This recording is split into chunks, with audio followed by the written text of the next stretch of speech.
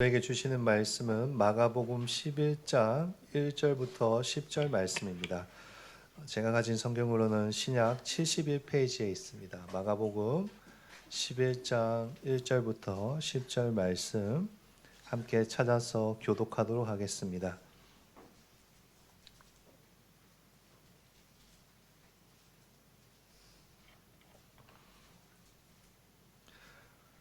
제가 1절 읽겠습니다. 그들이 예루살렘에 가까이 와서 감람산 베바게와 베다니에 이르렀을 때에 예수께서 제자 중 둘을 보내시며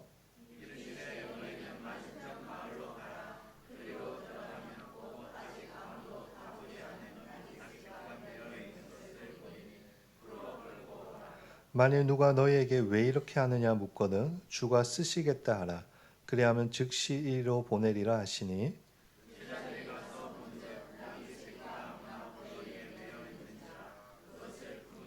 거기 서 있는 사람 중 어떤 이들이 이르되 낙이 새끼를 풀어 무엇하려느냐 하매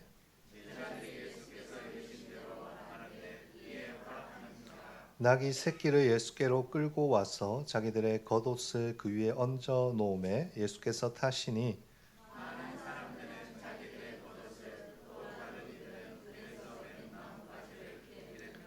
앞에서 가고 뒤에서 따르는 자들이 소리 지르되 호산나 찬송하리로다 주의 이름으로 오시는 이여 찬송하리로다 오는 우리 조상 다윗의 나라여 가장 높은 곳에서 호산나 하더라. 아멘. 시간 우리의 박수로 격려하겠습니다. 네, 오늘도 찬양이 참 은혜롭고 좋습니다. 네.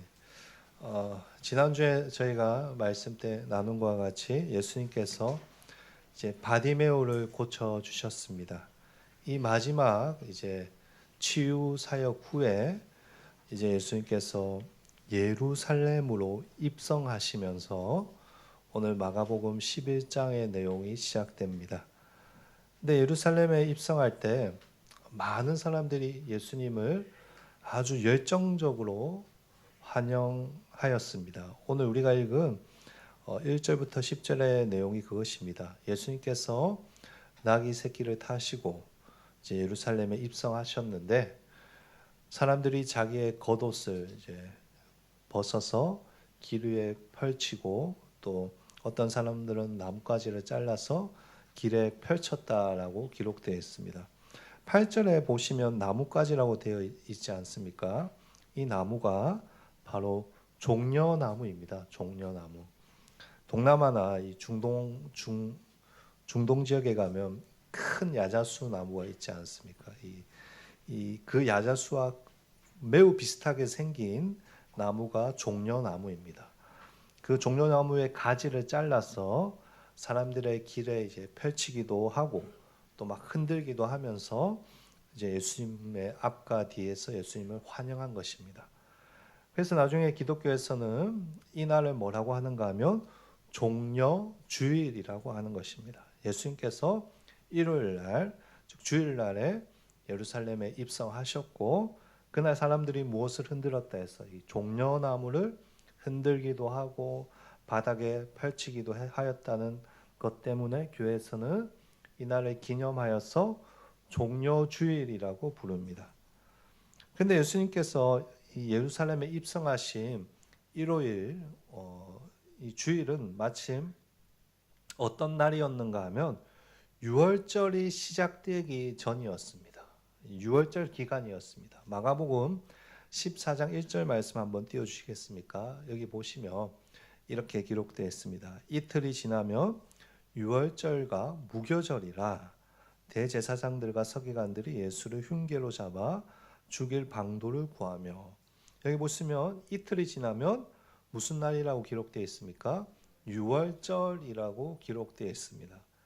이 유대인의 시간 개념상으로는 이 유월절은 목요일 저녁부터 금요일 일몰 때까지를 유월절이라고 합니다.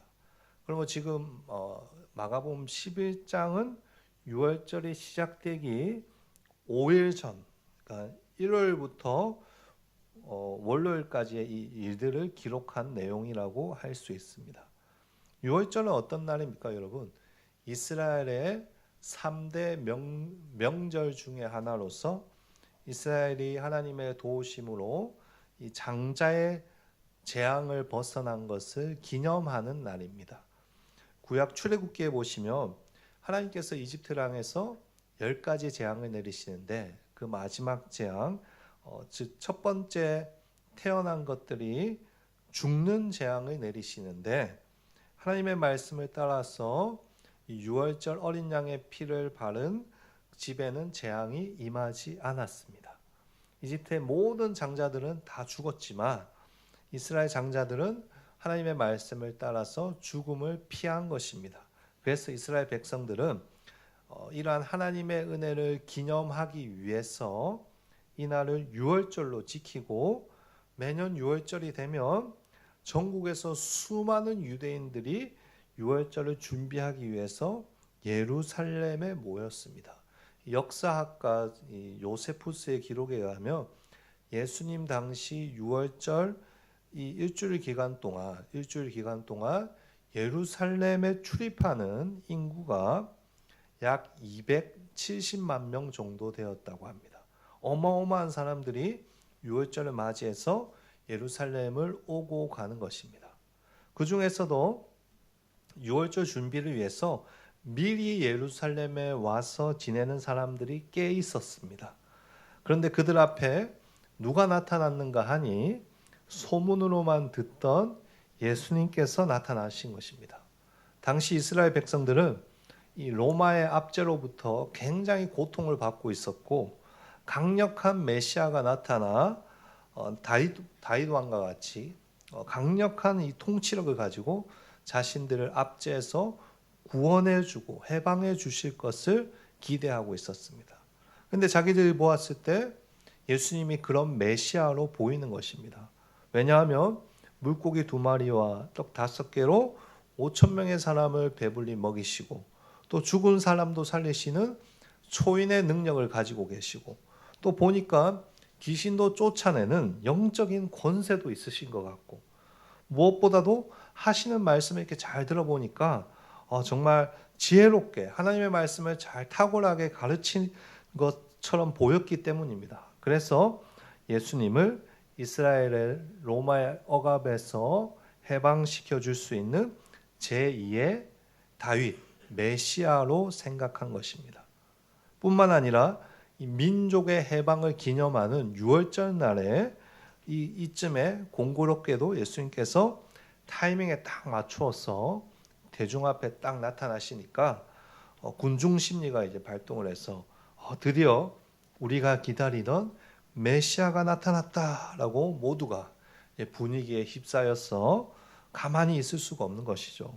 오늘 말씀처럼 겉옷을 벗어서 땅 위에 펼치고 종려나무 가지를 흔들었습니다. 아까 제가 이 종려나무에 대해서 한 가지 말씀을 드리지 못한 것이 있는데 이 종려나무가 성경에서 어떤 상징인가 하면 승리의 상징입니다. 승리의 상징. 그러니까 지금 사람들이 종려나무를 땅에 펼치고 흔든다는 것은 예수님을 승리를 안겨줄 왕으로 인정한다는 의미이고 예수님의 예루살렘 입성을 마치 왕이 입성하는 것처럼 대우하고 환영하고 있다는 것입니다. 9절과 10절 말씀입니다. 우리 같이 한번 읽어볼까요? 같이 읽겠습니다. 앞에서 가고 뒤에서 따르는 자들이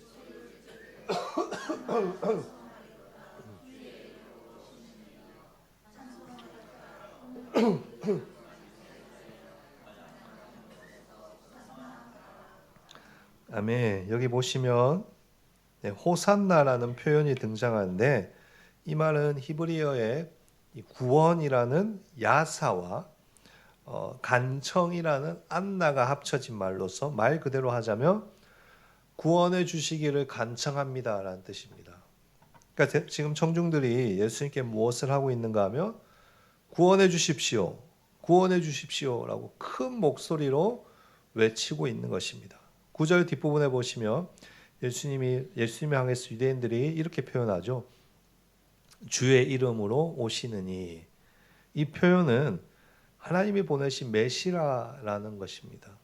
이처럼 유대인들은 예수님을 이 로마의 압제에서 해방시켜 줄 정치적인 메시아라고 믿었습니다. 하지만 그들이 생각했던 메시아는 철저히 정치적인 메시아였습니다. 삶의 문제를 해결해주고 자신들의 삶을 더 풍족하게 해주고 행복하게 만들어줄 정치적인 메시아로 예수님을 생각한 것입니다. 따라서 오늘 본문에 나오는 사람들의 환영은 냉정하게 보자면 매우 세속적이고 정치적인 환영이었으며 그들 모두가 예수님에 대해서 철저하게 오해하고 있었다라고 평가할 수 있습니다.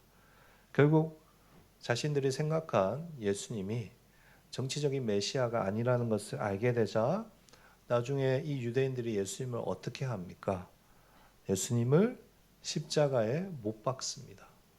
단 5일이라는 짧은 시간 동안 그렇게 소리 지르며 환호하던 그 유대인들이 예수님을 십자가에 못 박으라고 외치는 성난 군중으로 돌변해 버린 것입니다.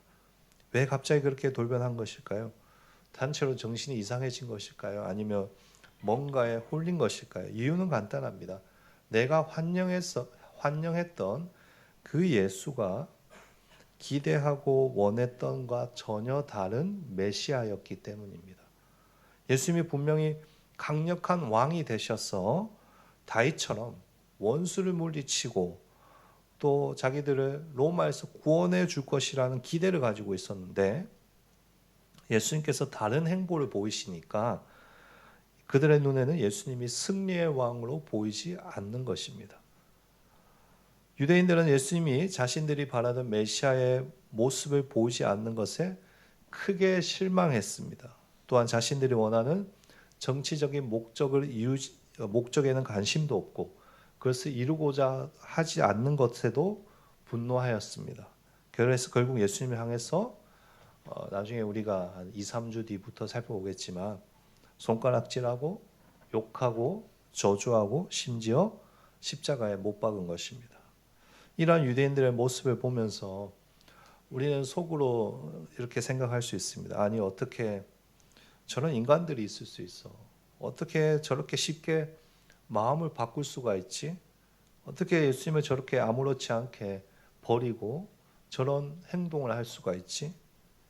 여러분 죄송한 말씀이지만 우리도 그렇게 할 때가 얼마나 많은지 모릅니다. 과거의 유대인들과 같이 2000년이 지난 오늘날에도 똑같이 많은 사람들이 예수님을 저주하고 욕하며 심지어 죽이라고 소리칩니다. 왜요? 예수님께서 내가 기대하고 원하던 대로 안 해주셔서 그렇습니다. 신앙생활을 하면서도 얼마나 많은 사람들이 예수님을 내가 원하는 우상으로 만들어 버리는지 모릅니다. 예수님을 어떠한 존재로 생각하는가 하면 내 인생을 행복하게 해주셔야 되는 분, 나의 문제를 해결해 주셔야 되는 분, 나의 마음에 평안을 주셔야 하는 분으로 생각하는 것입니다.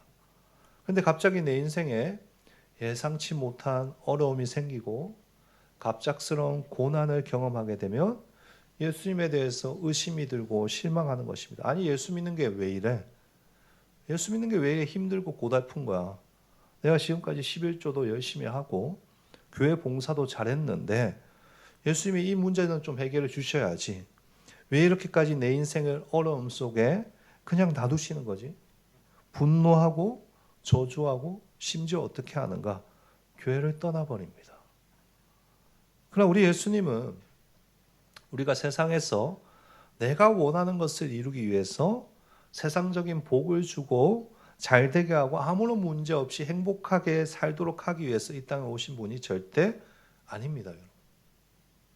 물론 예수님을 믿으면 가끔 세상적인 복을 받을 때도 있고 내 자식이 잘 될 수도 있고 간절히 소망했던 일이 잘 될 때도 있습니다. 그러나 그것이 전부가 되어서는 안 된다는 것입니다. 사랑하는 성도 여러분, 우리 예수님은 어떤 분이신가? 우리가 신앙생활하면서 이것을 분명하게 할 필요가 있습니다. 오늘 본문 1절부터 7절을 보시면 한번 보실까요? 예수님께서 예루살렘에 들어가기 전에 무엇을 준비하십니까? 나귀 새끼를 준비하십니다. 그리고 친히 그 나귀 새끼를 타고 예루살렘에 입성하십니다. 나중에 한 번 더 집에 가셔서 읽어보시면 아시겠지만 이 모든 것은 예수님께서 일부러 의도적으로 하시는 것입니다. 이상하지 않습니까? 왜 나귀 새끼입니까? 구약 성경의 예언을 성취하기 위해서 그렇게 하신 것입니다. 오늘 동일한 사건을 기록한 이 마태복음서에 가서 보시면 이것이 스가랴 선지자의 예언임을 밝혀주고 있습니다. 이 예언의 말씀이 어딘가 하면 스가랴 9장 9절 말씀입니다. 한번 띄워주시겠습니까? 우리 같이 한 목소리로 읽어보도록 하겠습니다. 시온에 따라 크게 기뻐할지어다. 예루살렘에 따라 즐거이 부를지어다. 보라, 내 왕이 내게 임하시나니 그는 공의로우시며 구원을 베푸시며 겸손하여서 나귀를 타시나니 나귀의 작은 것 곧 나귀 새끼니라. 아멘. 방금 읽은 이 스가랴 9장 9절의 말씀은 스가랴가 앞으로 오실 왕, 즉 메시아에 대해서 예언하는 말씀입니다. 그런데 스가랴가 예언한 이 메시아가 어떠한 분인가 하면 나귀 새끼를 타고 오시는 분이십니다. 일반적으로 왕이라고 하면 우리는 되게 이 권세와 힘을 가지고 다른 나라를 막 정복하고 무너뜨리는 강한 왕의 모습을 생각합니다. 그리고 이런 강력한 왕은 당연히 힘세고 빠른 말을 타고 오시거나 아니면 마차를 타고 와야 된다고 생각합니다. 그러나 장차 이 세상에 오실 왕은 우리가 상식적으로 생각하는 왕의 모습과는 전혀 다른 모습, 나귀 새끼를 타고 오십니다. 무슨 말입니까? 하나님이 보내시는 메시아가 이 세상의 왕과는 전혀 다른 성격의 분이라는 것입니다. 세상 통치자들은 칼과 힘을 휘둘러서 정복하고 차지하는 것이지만 이 메시아는 어떤 왕인가 하면 겸손한 왕입니다. 낮아지는 자입니다. 얼마나 낮아지는지 나귀 새끼를 타고 올 것이라고 말한 것입니다. 이처럼 하나님께서 보내주시겠다고 약속하신 메시아는 사람들이 기대했던 것처럼 막강한 권력과 지혜로 사람들의 필요를 다 채워주고 그들의 소원을 다 이루어주는 그런 구원자가 아니라 사실은 어떤 구원자인가 하면 성경에서는 겸손함으로, 오히려 겸손함으로 나귀 새끼를 타고 구원을 이루러 오시는 분이라는 것을 스가랴서의 말씀을 통해서 하나님께서 알려주신 것입니다. 그리고 그 예언을 따라서 지금 예수님께서 나귀 새끼를 타고 예루살렘에 입성하시는 것입니다. 즉 예수님께서 지금 나귀 새끼를 타고 예루살렘에 입성하시는 것은 사실상 예수님이 그들에게 특별한 메시지를 몸소 보여주고 계신다는 것입니다. 어떤 메시지인가? 나는 너희들이 기대하는 정치적인 왕으로, 막강한 권력의 왕으로 백성들을 등 따시고 배부르게 하기 위해서 천하태평을 이루기 위해서 온 것이 아니다. 나는 구약에서 예언한 대로 겸손의 왕으로 나귀 새끼를 타고 왔다. 예수님께서 나귀 새끼를 통해서 보여주시는 것 같이 이제 예루살렘에 입성한 예수님은 겸손의 왕이 되실 것입니다. 여러분. 어떻게 겸손의 왕이 되십니까? 가장 낮아지심으로 겸손의 왕이 되십니다. 우주 만물의 창조주이시며 우주 만물의 왕이신데 가장 낮아지십니다. 우리 인간의 모든 죄를 다 뒤집어 쓰고 모든 저주를 다 받으십니다. 착하고 순해서 겸손의 왕이 아니라 왜 겸손의 왕이라고 하는가 하면 우리보다 더 낮아져서 모든 저주를 받는 저주의 대상이 돼서 십자가에서 죽으시기 때문에 겸손의 왕이 되시는 것입니다. 우리가 잘못했는데, 우리가 잘못된 길을 걸어갔는데 우리 탓을 하시지 않으시고 그저 묵묵히 겸손의 왕으로서 모든 백성들의 죄를 뒤집어 쓰고 죽으십니다. 예수님은 십자가에서 우리를 위해서 겸손히 자신의 생명을 내어주시고 죽으셨습니다. 세상에 어떤 왕도 이런 왕이 없습니다. 물론 세종대왕 같이 존경받는 왕도 이 세상에 존재하지만 예수님처럼 겸손을 이루기 위해서 백성들을 위해서 스스로 죽는 왕은 이 세상에 아무도 없었습니다. 이것이 예수님께서 이 세상에 오신 진정한 목적입니다. 가장 높은 곳에 계신 하나님께서 가장 낮아지고 또 낮아져서 인간의 죄를 다 뒤집어 쓰고 누구에게나 손가락질 받고 저주를 받는 위치에까지 자발적으로 가셔서 겸손의 왕으로 죽으심으로 구원을 이루시고 그 죽음을 통해 우리에게 하나님의 백성이 되는 복을 주셨다는 것입니다. 따라서 사실 다른 관점에서 보자면 오늘 예루살렘 입성은 겸손의 왕으로 죽으러 가는 첫 번째 길목이라고 할 수 있습니다. 여러분이 읽은 마가복음 11장은 이제 예수님이 죽으러 가는 첫 번째 길목입니다. 예수님께서 그것에 대해서 제자들에게도 3번이나 말씀하시도 바로 앞에 마가복음 10장만 봐도 그것을 알 수 있습니다. 10장 33절 한번 띄워주시겠습니까? 같이 읽겠습니다. 시작. 보라 우리가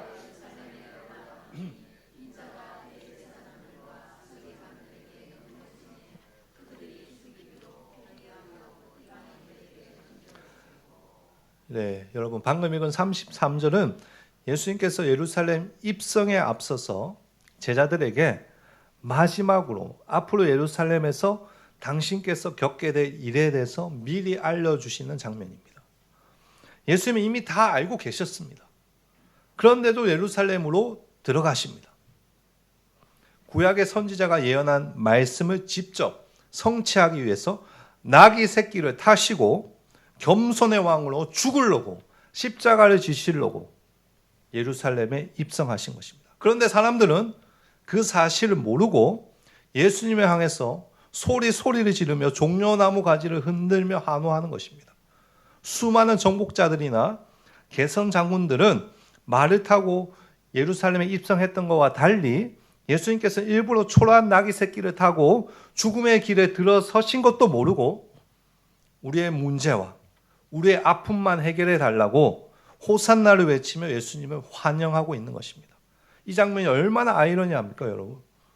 사실 오늘 본문은 우리 인간이 예수님을 제대로 모를 때, 예수님에 대해서 오해할 때 얼마나 이기적이며 세상적으로 그분을 대우할 수 있는지를 보여주고 있는 적나라한 본문입니다, 여러분. 사람들은 이러한 모습을 보면서 예수님께서 얼마나 마음이 아프셨을까요, 여러분? 하지만 그럼에도 불구하고 우리 예수님은 그 못난 인간들 모두를 끌어안고 구원하시고자 하셨습니다, 여러분. 예수님께서 십자가에 달려서 돌아가시기 전에 하신 말씀이 무엇입니까? 아버지, 저 사람들을 용서하여 주십시오. 자기들이 하고 있는 일도 알지 못합니다. 용서해 주십시오.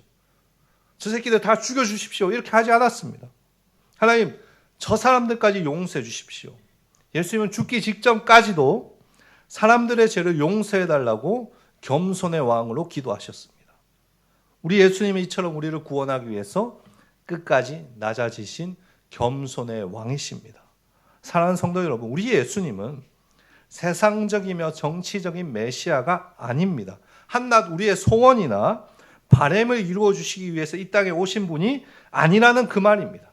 우리 예수님은 세상의 왕이 아니라 우리를 구원하기 위해서 하늘의 보좌를 버리시고 겸손의 왕으로 오신 어린 양 예수이십니다. 우리가 예수님께서 오신 이 목적을 잊지 말아야 합니다.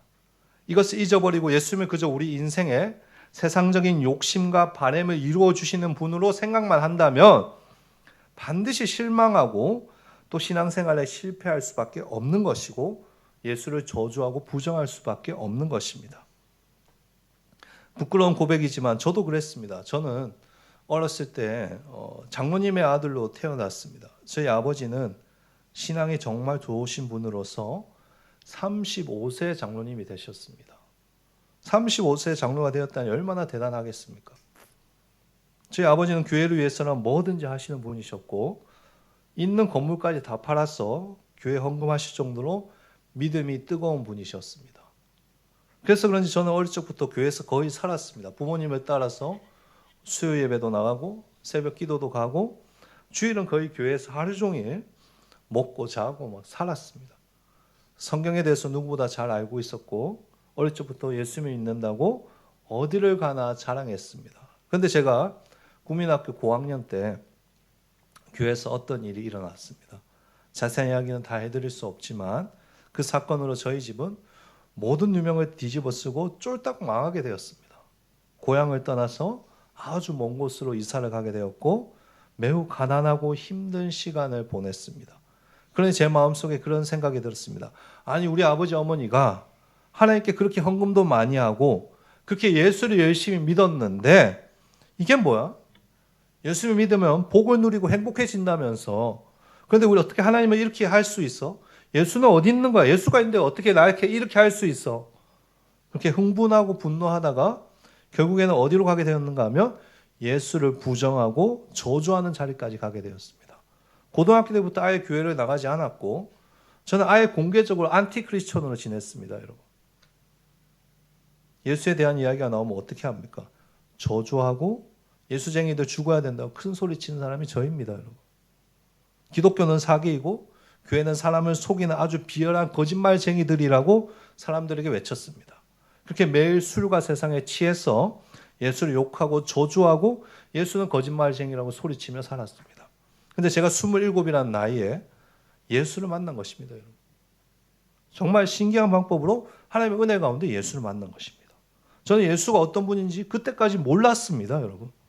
지금까지 예수에 대해서 잘 알고 있었지만 철저하게 오해하고 있었던 것입니다. 예수님은 세상에 내가 원하는 것을 이루기 위해서 오신 분이 아니라 나에게 세상적인 복을 주기 위해서 오신 분이 아니라 나를 구원하기 위해 오신 분이라는 그 사실을 그때서야 깨닫게 된 것입니다. 그리고 예수님은 나의 구주로 영접하였습니다.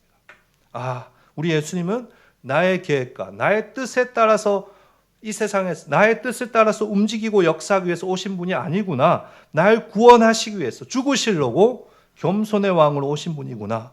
교회를 그렇게 오래 다녔으면서도 예수님이 어떤 분인지를 그때서야 깨달은 것입니다. 그리고 그때부터 제 인생이 바뀌고 하나님의 은혜로 이 자리까지 왔습니다. 사랑하는 성도 여러분, 여러분은 신앙생활 하시면서 예수님을 어떤 분으로 환영하고 어떤 분으로 믿고 계십니까? 만약에 예수님을 세상적이며 정치적인 메시아로만 지금까지 믿고 따랐다면 오늘 말씀을 통해서 이제 같이 예수님과 함께 예루살렘에 입성함을 통해서 우리가 그 잘못된 생각이 깨어지기를 간절히 소망합니다. 요즘 저희 둘째 아들이 저하고 아내에게 가장 많은 한 말 무엇인지 아십니까? 나빠입니다. 나빠. 아빠 나빠, 엄마 나빠.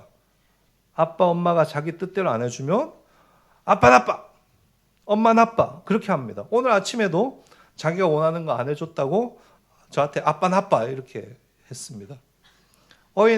어린아이는 자기 고집만 피웁니다. 자기 생각만 합니다. 그래서 아빠 엄마가 일부러 생각이 있어서 이 아이를 위해서 그렇게 하는 것도 모르고 자기 마음에 안 들고 자기가 원하는 거 안 해준다고 나빠라고 하는 것입니다. 우리가 그런 아이가 되지 않아야 됩니다. 여러분. 내가 원하는 대로 안 되고 예수님이 내 말 안 들어주신 거 예수님을 향해서 예수님 나빠, 예수님 싫어, 예수님 안 믿을래 그렇게 소리치는 수준에만 머물러서는 안 된다는 것입니다. 우리 예수님은 우리의 구원을 위해서 초라한 나귀 새끼를 타고 죽음의 길을 걸어가시기 위해서 이 땅에 오신 겸손한 왕이십니다.